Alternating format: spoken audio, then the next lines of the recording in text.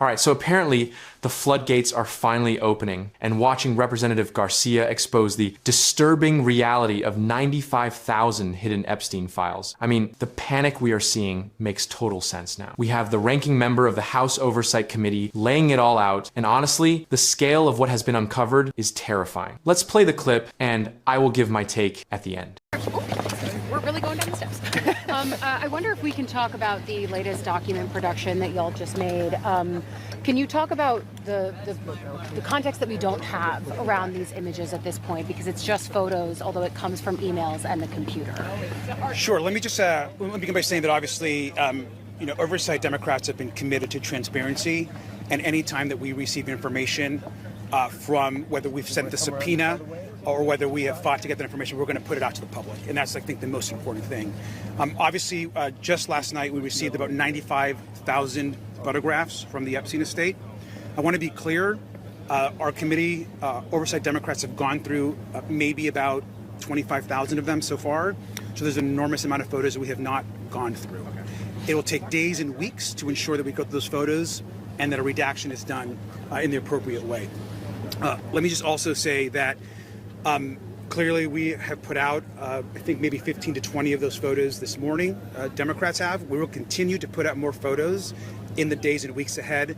But I just caution folks that the redaction process and ensuring that we are protecting the survivors and the women who were abused by Epstein are protected. What else do you anticipate to get in this document production? What else do you expect you'll see when more of these come out? I will say that there's obviously 95,000 photos. There are many, many photos of women and of some of Epstein's properties, which is a significant portion of these photos. These photos were basically in the possession of the Epstein estate, and so that includes pictures that maybe were sent to Epstein. Perhaps he took himself. We know there's some that he took himself, that others took, but they were in his possession. And so that is what's important. And obviously, there are photos of powerful men and folks that we want to have an opportunity to speak with and ask questions of. The thing right now that's the most important is there is one man who has the power to release the files and get to the truth and bring justice to the survivors, and that's Donald Trump. And Donald Trump right now needs to release the files to the American public so that the truth can come out and we can actually get some sense of justice for the survivors. So what do you think is the significance what do you think the significance of these photos is? Because some of these are folks we already knew had associations with Jeffrey Epstein. I think anything that we release is significant. I think people should be able to make judgments on their own as to what they see in these photos. For us, this is about transparency. If we receive information or pictures or anything else, videos that we put out last week, and I think it's important to note that it's been Oversight Democrats that have fought every single time to release all this information. And there is a White House cover-up happening right now in not releasing these files. That needs to end. There are women who were raped when they were children who just want justice. Let's release the files immediately. What do you think is the Department of Justice? The 19th, they're supposed to put out all these files on the 19th. Do you think we're going to get everything they need? Do you think it's going to be satisfactory? I think that the Justice Department needs to put out the files today. What happens on the 19th, I'm hopeful they put everything out. It shouldn't be heavily redacted. The files shouldn't be tampered with. We should get the full production. There are hundreds and hundreds of FBI agents that have worked on putting these files together. They know what's in them. The president himself is aware of what's in these files. They tried to stop the release. We forced the action in Congress. It's time to release the files. You skeptical we get what's everything? your plan going to be on the 19th, though, if the DOJ does not release these files? Right now, our plan is to demand that the president release the files, and we'll see what he does on the 19th. But I think, again, these pictures, some of these photos are really disturbing. And I know we've put some out today. There are many others. And some of the other photos that we did not put out today are incredibly disturbing.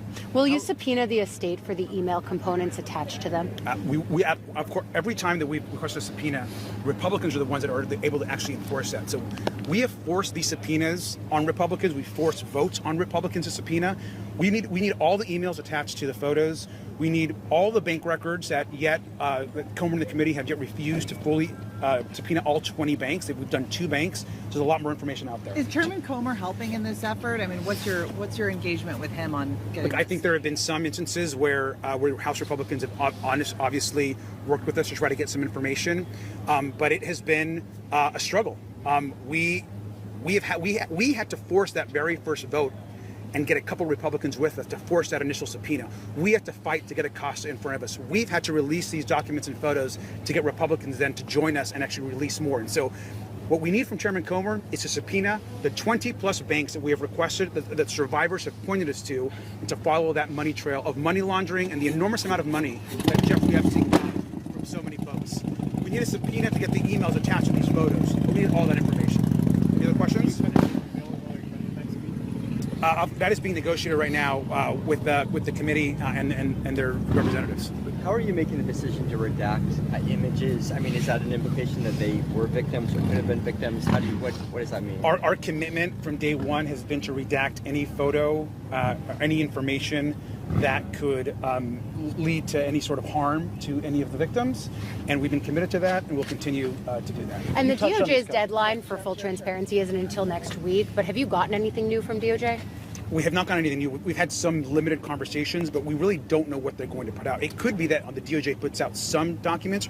Remember, the DOJ's actually put out some documents when we subpoenaed the DOJ, the Oversight Committee, a few months ago. What they put out, all the documents they put out, the 95,000 plus documents they put out, whatever that number was, they were all already public. And so there was no real new information that they put out. What people should know is that we have only reviewed about a fourth of the 95,000 pictures that we received late last night. We will continue to put more of these photos out in the days and weeks ahead. You touched on this, Congressman, but to put a finer point on it, do you have faith that the Department of Justice will comply with this law and release those files in just a week from now? I think that we have to look back at what's happened up to this point. When you spend your entire campaign saying you're going to release the files, and then you do everything you can to stop their release. When the Attorney General says they're on her desk and she refuses to release them.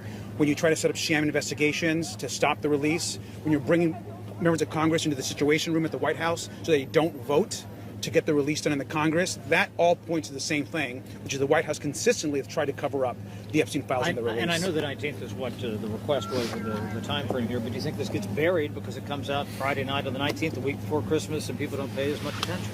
Look, I think the release needs to happen regardless of when it is. I think the American public are smart enough to understand that at this moment what we want is the release of all the files. Any final questions? Thank you for staying out here in the cold. I know it's cold. Thank you. Without a jacket, too. Okay, can we just pause and process that number for a second? 95,000 photos. We are looking at an entire archive of horror. The sheer volume is overwhelming. We are dealing with nearly 100,000 images that were in the possession of the estate, far exceeding a few snapshots at a party. And what is terrifying is that we've only scratched the surface. We literally just heard that only about 25,000 of them have been reviewed so far. That means there are 70,000 photos sitting there, unreviewed, waiting to be seen. It is a ticking time bomb, and the description of what is in there, incredibly disturbing. That is a literal warning. We are dealing with images that document abuse, that document the victims, and frankly, that document the powerful men who are comfortable enough to be caught on camera in these environments. And this is what makes the obstruction so infuriating.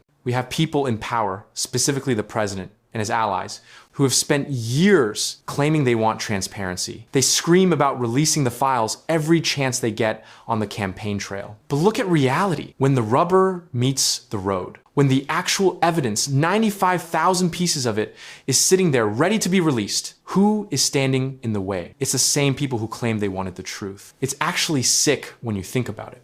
We have to fight tooth and nail just to get a subpoena issued. We have to force votes just to get bank records, because the money is the other massive part of this nightmare. You don't have an operation like this without a massive financial trail. And we know there are banks, major banks, that facilitated this. But instead of handing over the records, instead of saying, let's get to the bottom of this, we have one side of the aisle dragging their feet, refusing to sign subpoenas and protecting the money flow. Why? I mean, seriously, why? If you have nothing to hide, if your friends have nothing to hide, you released the bank records yesterday. You released the email attachments yesterday. The fact that we have to drag this out of them photo by photo, subpoena by subpoena, tells you everything you need to know. They are terrified of what is in that remaining 75% of the archive. And let's be real about the deadline. We are staring down the barrel of a DOJ deadline. And does anyone actually trust that we are going to get the full, unredacted truth without a fight? History says no. They have tried to bury this. They have tried to pass off old public documents as new releases just to check a box. It is a cover-up, plain and simple. But here's the thing. The dam is breaking. They can't hide 95,000 photos forever. Every single week, more of these are going to come out. More faces are going to be identified. More connections are going to be made. And you can feel the desperation shifting. They know what is in those files. They know who is in those photos. And for the first time, it feels like they know they can't stop it. This is fundamentally about justice for the survivors who have been denied it for decades. They deserve to have every single enabler exposed, from the photographers to the bankers. I'm going to be tracking every single drop from this archive as it happens. So make sure you are subscribed to the channel because this story is only going to get bigger. I'll see you in the next one.